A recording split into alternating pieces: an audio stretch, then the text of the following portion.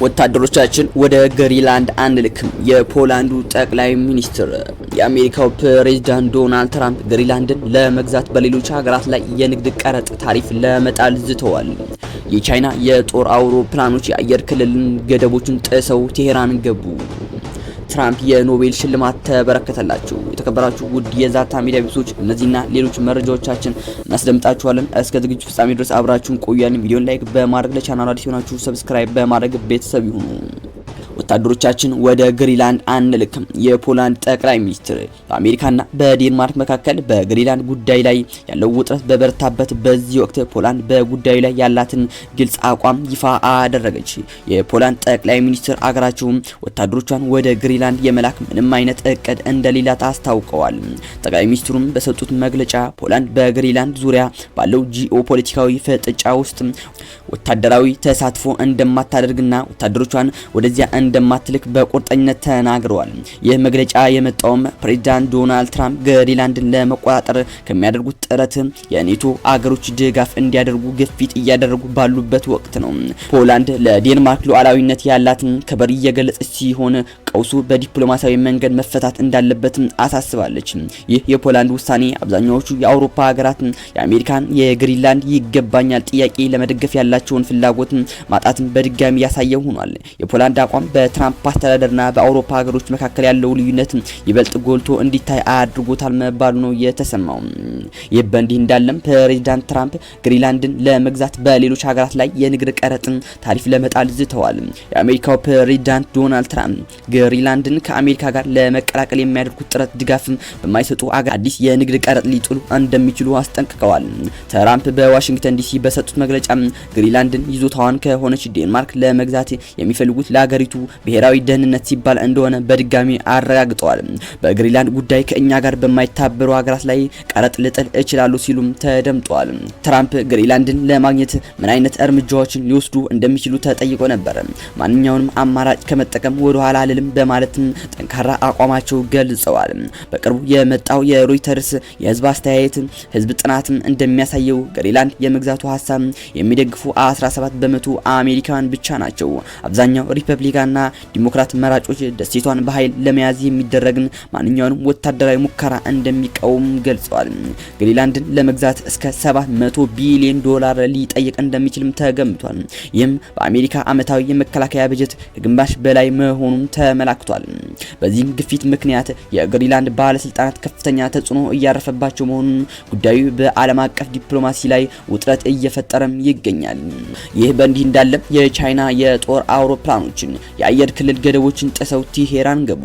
የመካከለኛው ምስራቅ የአየር ክልል በተለያዩ ገደቦች ተዘግቶ ባለበት በዚህ ወቅት የቻይና የጭነት አውሮፕላኖች ወደ ኢራን ዋና ከተማ ቴሄራን ማቅናታቸው ተዘግቧል። አውሮፕላኖቹ እጅግ ዘመናዊ የሆነው HQ-9 የተሰኘው የረጅም ርቀት የአየር መከላከያ ስርዓትና ጸረ አውሮፕላን ሚሳኤሎች ወደ ኢራን እያጓጓዙ እንደሚሆን ተገምቷል። ይህ እርምጃ የተወሰደው አሜሪካና እስራኤል በኢራን ላይ ጥቃት ሊሰነዝሩ ይችላሉ የሚል ከፍተኛ ስጋት ባለበት በዚህ ወቅት ነው። ቻይናን ይህን ወታደራዊ ድጋፍ ማድረጓ በኢራንና በምዕራባውያን መካከል ባለው ፍጥጫ ውስጥ በቀጥታም ይሁን በተዘዋዋሪ የኢራን መከላከያ ለማጠናከር መቆሟን የሚያሳይ ምልክት ተደርጎ ተወስዷል። የቻይና ጣልቃ ገብነት መካከለኛው ምስራቅ ያለውን ኃይል ሚዛን ይቀይረው ይሆን ወይንስ ውጥረቱ ይበልጥ ያባብሰው የሚለው ሀሳብ ውስጥ ገብቷል።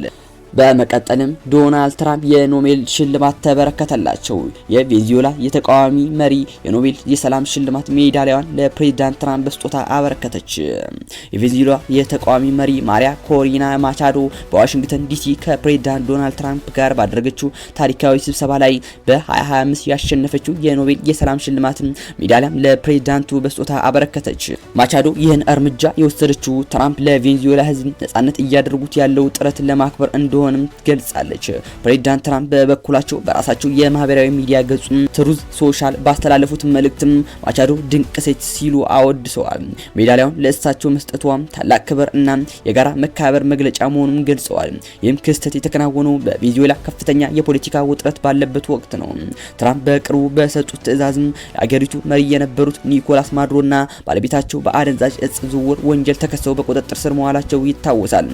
ፕሬዝዳንት ትራምፕ ቀደም ሲል ማቻዶ አገሪቱን ለመምራት በቂ የውስጥ ድጋፍ የላትም በሚል በአሁኑ ወቅት የቬኔዙዌላ ከፍተኛ ስልጣን ያዙትን የቀድሞ ምክትል ፕሬዝዳንት ዴልሲ ሮድሪጌዝ በመደገፍ ላይ ይገኛሉ። የዋይት ሃውስ ቃል አቀባይ ካሮሊን ሊቬት እንደገለጹት የሜዳሊያው ስጦታ የፕሬዝዳንት ትራምፕ የፖለቲካ አቋም አልቀየሩም ብለዋል። በሌላ በኩልም የኖርዌይ የኖቤል ኢንስቲትዩት በጉዳዩ ላይ በሰጠው ማብራሪያ የኖቤል ሽልማት ሊተላለፍ ሊጋራ ወይንም ለሌላ ሰው ሊሰጥ የማይችልና አንዴ ለተሸላሚው ከተሰጠ በኋላ ውሳኔው የመጨረሻ መሆኑን አስታውቋል። በመሆኑ ሜዳሊያው በፕሬዝዳንት ትራምፕ እጅ ቢገባም የሽልማቱ ባለቤትና የክብሩ ተካፋይ ግን ማሪያ ኮሪና ማቻዶ ብቻ መሆኗን ገልጸዋል። ይህም በእንዲህ እንዳለ ኢራቅ በኢራን ላይ የሚፈጸሙ የአየር ጥቃትና ቀጠናዊ አለመረጋጋት የአየር ክልሏንም ሆነ ምድሯን ለየትኛውም ኃይል እንደማትፈቅድ አስታውቃለች። ኢራቅ በቀጠናው ጦርነትም ምድሯን የአየር ክልሏንም ሆነ ባህሯንም ለየትኛውም አካል እንደማትፈቅድ ዛሬ ይፋ አድርጋለች። አሜሪካ በግዛቴ ውስጥ ኢራን ማጥቃት አትችም የሚል ጠንከር ያለ ማስጠንቀቂያም ሰጥታለች። ፕሬዝዳንት ትራምፕ በኢራን ላይ የአየር ጥቃት እፈጽማሉ ማለታቸውን ተከትሎ በመካከለኛው ምስራቅ የአሜሪካ አጋር የሆኑት 3 የአረብ ሀገራት ጨምሮ ሁሉም የመካከለኛው ምስራቅ ሀገራት በኢራን ላይ ለሚፈጸም ማንኛውንም ወታደራዊ ጥቃት የአየር ክልላቸውን፣ ምድራቸውን እና ባህራቸውን ለአሜሪካ እንደማይፈቅዱ አሳውቀዋል። ይህ በእንዲህ እንዳለ የጀርመን ቻንስለር ሜሮዝ የአውሮፓ ህብረት ከሩሲያ ጋር ያለውን ግንኙነት እንደገና እንዲያስተካክል አሳሰቡ። ይህ የጀርመን አስገራሚ የፖሊሲና የአቋም ለውጥ አውሮፓን አስደንግጧል። የጀርመን ቻንስለር ፍሬድሪክ ሜሮዝ የአውሮፓ ህብረት ከሩሲያ ጋር ያለውን ግንኙነት እንደገና እንዲያስተካክል ያቀረቡት ጥሪ በዩክሬን ጦርነት ብትጀምር በሩሲያ ላይ ያወጁትን የማግለል ፖሊሲ የሚቀይር ነው። እንደ ተንታኞች ገለጻ ይህ መሰረታዊ ለውጥ ያመጣው በዋነኛነት አሜሪካ ግሪንላንድን የምትወር ከሆነ የኔቶ መፍረስን ስለሚያስከትል ፑቲን አውሮፓን ያለ ደራሽ ሊያጠቁ እንደሚችሉ ከመስጋት የመነጨ ነው ተብሏል። በተጨማሪም አውሮፓውያን ወደ ሩሲያ ካዘነበሉ በሂደትም የዓለም ኃይል ሚዛን እንደሚቀይር በመገንዘብ አሜሪካ ግሪንላንድን ከመውረር ልትታቀብ ትችላለች በሚል እሳቤ እንደሆነም ተጠቁሟል። ፈረንሳይ፣ ጣሊያን እና አውሮፓ ኮሚሽን ከፕሬዝዳንት ቭላዲሚር ፑቲን ጋር ውይይት ማድረግ አስፈላጊና የማይቀር እንደሆነ ማመናቸው ዘገባው አክሏል።